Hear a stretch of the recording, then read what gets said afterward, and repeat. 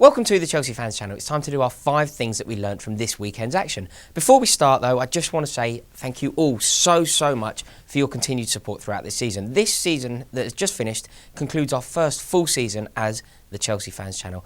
I've loved it. It's obviously on the pitch it hasn't been brilliant, but off the pitch you guys have made it so enjoyable, and I just wanted to say thank you all so much. Point 1. The first thing that we learnt from this past weekend's action is how wonderful our support is. We have come together and unified over the John Terry issue and have been magnificent. We've actually had an impact at boardroom level, which is so impressive, particularly in today's game where there really is a huge disparity between the board and the players and the fans. To come together and make sure that the board know exactly how the fans feel is truly impressive. Going to give a quick shout out and a mention to the boys at We Are The Shed.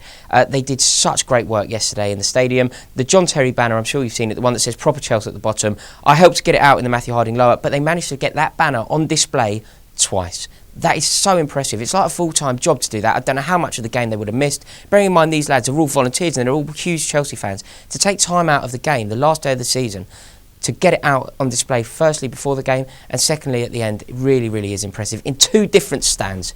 We Are The Shed. You have a round of applause from me. Point 2. We are going to bid a fond farewell to our dear friend Gus Hiddink. He came in and steadied the ship. It was a very difficult time to come into Chelsea and I think he did reasonably well. Gus, from the bottom of our heart at the Chelsea Fans Channel, we just want to say thank you for everything you have done for Chelsea Football Club. Point 3, and we finally got what we have been banging on about for so long, and that was a glimmer of youth. Traore and Bubba Rahman both started the game. I think they both did very well, particularly Bubba Rahman. It was so nice to see. You know, we all want Bubba Rahman to do well, and he really did. You know, he had Riyad Mahrez in his pocket, which is not an easy thing to do, and practically nobody this season has managed to do it. So fair play to Bubba, and that certainly bodes very well for next season, because I think he's going to have a very big future. You know, Conte likes to play the wing-backs. He is going to be the most naturally left-sided player that we have. Big future for the boy, and I'm delighted to see how well he did yesterday. Of course, Rory played, he did very well, he fought hard, and again, the future is very bright.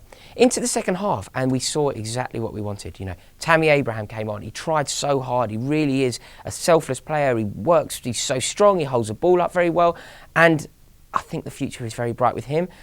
Our old dear friend Loftus-Cheek came on and did very well. You know, I think that he is going to be, out of this great youth team that we have, he's probably the jewel in the crown here. He really is going to be huge for next season. There's some excellent players in and around that youth team, but I think Loftus-Cheek is a one that could be starting for Chelsea Football Club next season, and it is so exciting.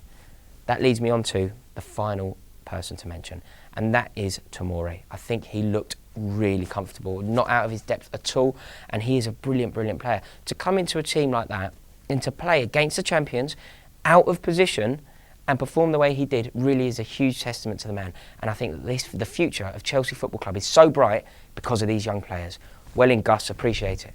Point 4 is obviously Claudio Ranieri. It was wonderful to see the reception that he got at Stamford Bridge. All 4 stands were up singing his name, and it's thoroughly deserved. He has achieved the impossible there, and it really is a huge testament to how good a manager he is. He was unlucky at Chelsea. It didn't quite go his way. You know, there were some moments when perhaps he got it wrong, but overall we look back on him so fondly and we thank him for everything he's done. It was also lovely to see Roman Abramovich giving him the send-off that he deserves. Fair play, Claudio. You did brilliantly. Number 5 is what the day really revolved around for me, and that was John Terry. When he came on to speak to us at the end, it was heartbreaking. You know, when he got choked, I've never known a stadium silence the way that they did while he was speaking, and I think that there is some room for optimism and that he could still be a Chelsea player next season. He's been a fantastic servant to the club. We honoured him brilliantly. Let's just hope that he can still be in and around Chelsea Football Club next season. John, thank you so much for everything you've done for us. Go on, you Blues.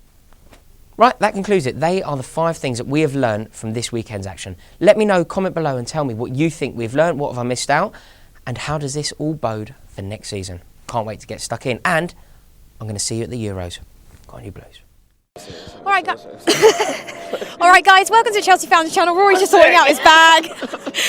This is our post-match review where Chelsea have just drawn against Leicester 1-1 in the final game of the season.